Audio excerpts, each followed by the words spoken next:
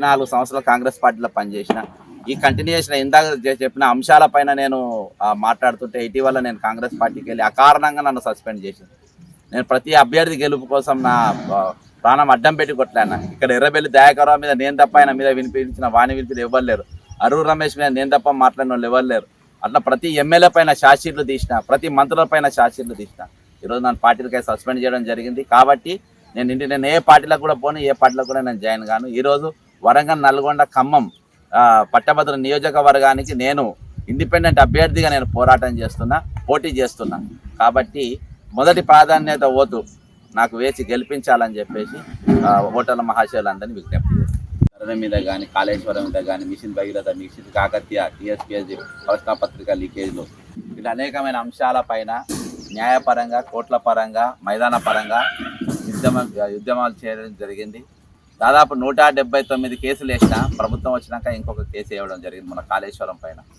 ఈరోజు నీళ్లు, నిధులు, నియామకాల పేరుపైన ఏదైతే ఆంధ్ర బడా కాంట్రాక్టర్ల నుండి మనం పోరాటం చేసినా ఇలా వాళ్ళకే మనం దోచిపెట్టాం. ఒక మెగా కృష్ణారెడ్డిగా 3 లక్షల కోట్లు పోయినాయి. లాస్ట్ మన ఊరి మడబడి సప్లై చేసే ఐటమ్స్ కూడా ఆయనకే పోయినాయి. దాదాపు 1,51,000 కాళేశ్వరం వర్క్ ఆయనే చేసిండు. 45,000 మిషన్ భగీరథ వర్కులు ఆయనే చేసిండు.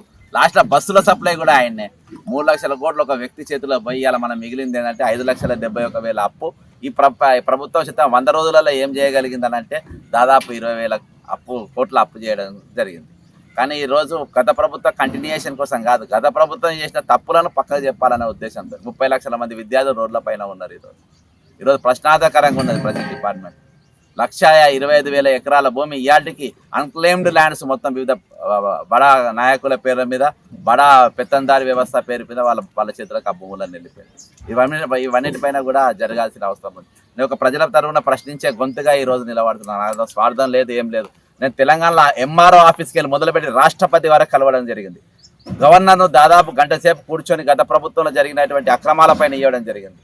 రాష్ట్రపతి గారు కూడా దాని మీద స్పందించడం జరిగింది. అంటే కిందికెళ్ళి మీద దాకా ఏ వ్యవస్థను వదలకుండా ప్రతి వారి తలుపు కొట్టిన తెలంగాణకు అన్యాయం జరుగుతుంది, మాకు న్యాయం చేయండి, మా దగ్గర మా నీళ్లు, నిధులు, నియామకాల పేరుతో మొత్తం దోపిడీ జరుగుతుందని చెప్పి అందరినీ కొట్టడం జరిగింది. ఈరోజు వాళ్ళ గొంతుగా నేను నిలవాలని, వాళ్ళ గొంతుగా నేను మాట్లాడాలని ఈరోజు అన్నిటికీ తెగబడి ఈరోజు ప్రభుత్వాలపై నిలబడదాం. మాకు ఎవరితో కక్ష కాదు, ఎవరితో పోరాటం కాదు, ఎవరితో పోటీ కాదు. కేవలం ప్రజల పక్షాన మేము ఉండాలనే ఉద్దేశంతో 1,200 మంది విద్యార్థులు దేనికోసం చచ్చిపోయిన వాళ్ళ ఆకాంక్ష నెరవేర్చడానికి నా ప్రాణం వాళ్ళ ప్రాణం కంటే పెద్ద గొప్పది కాదని చెప్పేసి నేను ఈరోజు తిరగడం జరిగిన. అందులో భాగంగా ఈరోజు మైబాద్ గ్రౌండ్కి వచ్చి సార్లను కలవడం జరిగిన. వాళ్ళు కూడా నా పట్ల సానుకూలత వ్యక్తం చేశారు. Thank you. జై తెలంగాణ, అమరవీరులకు జోహార్. దీని యొక్క ముఖ్య అంశాలు మేము ముందుకు తీసుకొస్తున్నా.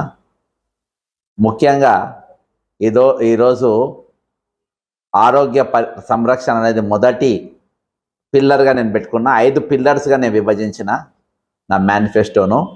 ఇందులో ఆరోగ్య పరిరక్షణ, అందరికీ అందుబాటులో విద్య, ఉపాధి అవకాశాలు, 4వ స్తంభము చట్ట ప్రకారము న్యాయం, 5వది సామాజిక స్వేచ్ఛ, సామాజిక న్యాయం.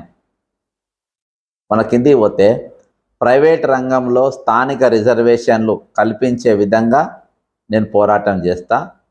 యువత డ్రగ్స్, మాదక ద్రవ్యాల నుండి దూరం చేసే దిశగా అవగాహన కార్యక్రమాలు చేయడం, కార్పొరేట్ కోచింగ్ సెంటర్ల వసూళ్ల దందా అడ్డుకట్ట దిశగా కృషి చేయడం, జర్నలిస్టులకు ఇళ్ల స్థలాలు, మండలానికి ఒక ప్రెస్ భవనం, ఇతర సమస్యల పరిష్కారానికి కృషి.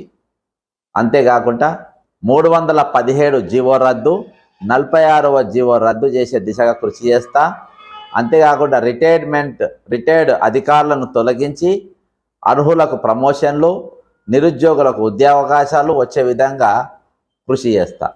ఇందులో 2 లక్షల ఉద్యోగాల భర్తీ, జాబ్ క్యాలెండర్ కొరకు నిత్యం పోరాటం చేస్తా. ముఖ్యంగా ఇందులో 58 సంవత్సరాల నుండి 65 సంవత్సరాల రిటైర్మెంట్ వయోపరిమితి పెంచడం వల్ల ఈ 2 లక్షల ఉద్యోగాలు ఉన్నాయి. వాళ్ళని మళ్ళీ తిరిగి 58 వయో తగ్గిస్తే 4 లక్షల ఖాళీలు పెరుగుతాయి. ఉమ్మడి ఖమ్మం జిల్లాలో ప్రత్యేక యూనివర్సిటీ ఏర్పాటుకై కృషి చేస్తా. ముఖ్యంగా ప్రతి జిల్లాలో కూడా ఈరోజు యూనివర్సిటీ ఉంది, ఖమ్మం జిల్లాలో తప్ప. ఇక్కడ అశ్వరావుపేటకై దూర ప్రాంతాలకి వచ్చే గిరిజన బిడ్డలు, అనేకమైన పేద బిడ్డలు చాలా ఇబ్బంది కలుగుతుంది. కాబట్టి ఇక్కడ ప్రత్యేకమైన యూనివర్సిటీ ఉండాలి అనేది దానికోసం కృషి చేస్తా. అంతేకాకుండా నేడు తెలంగాణలో సిండికేట్ రాజకీయాలకు అతీతంగా యుగాలు గడిచిన జనాలు మరవని మన నా గురించి ఒక చిన్న ఇంట్రడక్షన్ పెట్టడం జరిగింది. మన ఖమ్మం, వరంగల్, నల్గొండ భద్రుల అభ్యర్థిగా నేను పోటీ చేస్తున్నా అనేది ఒకటి. మనం ఇంకా కొంచెం కిందికి వెళ్తే ఇంకా కొంచెం కిందికి వెళ్తే ఇంకా కిందికి వెళ్తే తెలంగాణ రాష్ట్రంలోని పట్టభద్రుల ఆకాంక్షలపై చీకటి కమ్మిన వేళ చెదరిన బతుకుల గోస చిత్కరాలే ప్రతి చోట గుప్పెడి మెతుకులకై వేట. ఈ ఆందోళనను పరిష్కరించేందుకు వారి భవిష్యత్ కోసం ఒక మార్గాన్ని నిర్దేశించడానికి నేను నా మనస్సులోని మాటలను వెల్లడిస్తూ ఈ మేనిఫెస్టోను సమర్పిస్తున్నాను. పట్టభద్రునైన నేను విద్య యొక్క ప్రాముఖ్యతను, మన భవిష్యత్తును రూపొందించడంలో విద్య పోషిస్తున్న పాత్ర అర్థం చేసుకున్నాను. నిజానికి మనకు విద్యావంతమైన, ఆరోగ్యవంతమైన, అర్థవంతమైన ఉపాధి కలిగిన స్వావలంబన, సామాజిక సమానత్వ, సత్యబద్ధత సమాజం అవసరం. సమాజంలో పౌరులందరూ ఆత్మగౌరవంతో జీవించాలి. మన బడ్జెట్లను తగ్గించి, మన విలువలను తగ్గించి ఉచితాల ద్వారా మనం మోసపోవద్దు. చట్టం పరిధిలోనే మనకు ఏది కావాలో నిర్ణయించుకోగలగాలి. ఒకవేళ చట్టసభకు నేను ఎన్నికైతే కొన్ని కీలక రంగాలపై దృష్టి పెడతానని ప్రతిజ్ఞ చేస్తున్నాను.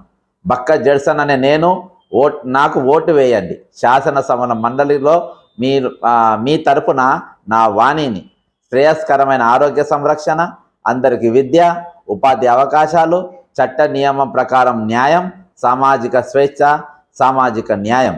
ఆరోగ్య సంరక్షణ మొదటి పిల్లర్.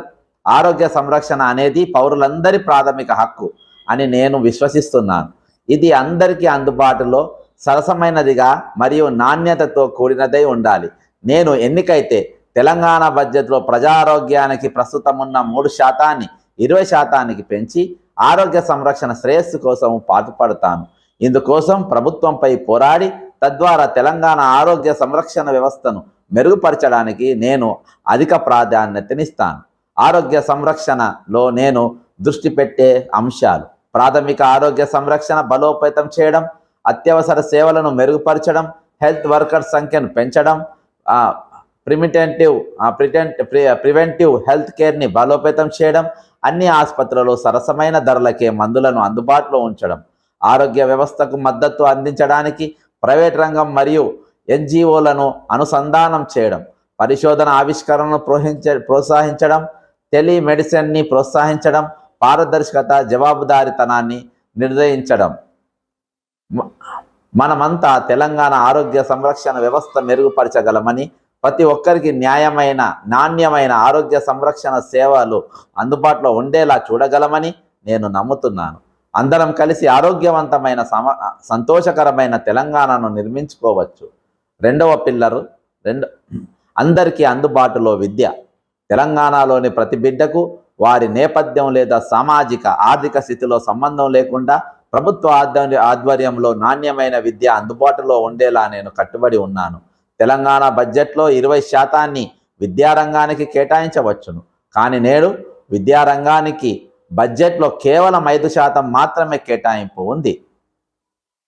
సమగ్ర విద్య, పాఠశాలలు, కళాశాలలు, విశ్వవిద్యాలయాల్లో ప్రస్తుత మౌలిక సదుపాయాలను మెరుగుపరచడంలో పెట్టుబడిని పెంచడం, అన్ని విద్యా సంస్థలలో శారీరక విద్య, క్రీడలను ప్రోత్సహించడం, ఒప్పంద ఉపాధ్యాయులకు ఉద్యోగ భద్రత, స్కూల్, కాలేజ్, యూనివర్సిటీస్లలో మరియు పోస్టుల భర్తీని నిర్ధారించడం, వృత్తి విద్యను ప్రోత్సహించడం, పాలిటెక్నిక్ కళాశాలను మెరుగుపరచడం, ప్రైవేట్ స్కూళ్ళ ఫీజులపై నియంత్రణ, నైపుణ్యాభివృద్ధి కేంద్రాల ఏర్పాటు, అన్ని గురుకుల పాఠశాలలో, కళాశాలలో, విశ్వవిద్యాలయాల్లో ముఖ్యంగా బాలికల మహిళలకు సురక్షితమైన అభ్యాసన వాతావరణం కలిగి ఉండేలా చర్యలు, ఉపాధ్యాయులు, విద్యార్థులలో డిజిటల్ అక్షరాస్యతను ప్రోత్సహించడం, విద్యా సంస్థల అభివృద్ధి కోసం CSR నిధులను ప్రోత్సహించడం, పారదర్శకత, జవాబుదారీతనాన్ని నిర్ణయించడం,